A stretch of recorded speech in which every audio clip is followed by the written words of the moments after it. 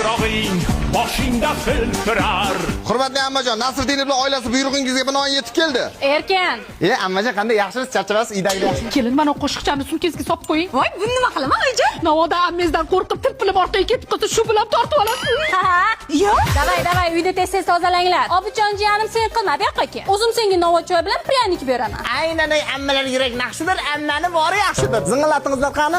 Oyijon, ammamlarga hokim kelyaptimi? Nima qilib gilamlarigacha qo'qtiryapti? Bilmadim, dadasi opang. Necha marta aytganman, opayz deyolma deb qo'rqqanda yana oyog'im ishlamay qoldi.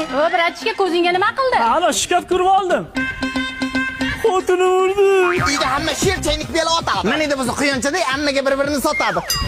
O'zi birinchi boshlardi, ichib kelib sizniki dingi xotin kerak emas. 18 yosh onasi o'pmaganiga uylab olaman dedi. Kecha opajon boshqaga tarilmaydi.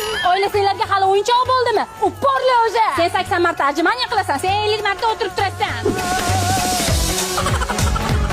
Raz, dva. Uy, tuzimda tuzim bor edi-ya. Ha, kelin. Arslonda ammamni bo'lar bo'ldi. Chota uyga ammamni qaynopasi keldi. Voy, monolar nima yotib olishdi?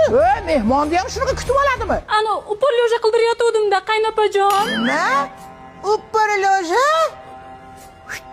Upperloja bo'lsa, upperlojada 70 marta o'tirib turasiz. Davay. O, qaynopa qaynona kelinni talaykan, hammasini jonini amma olaykan. Xotinim kelyapti.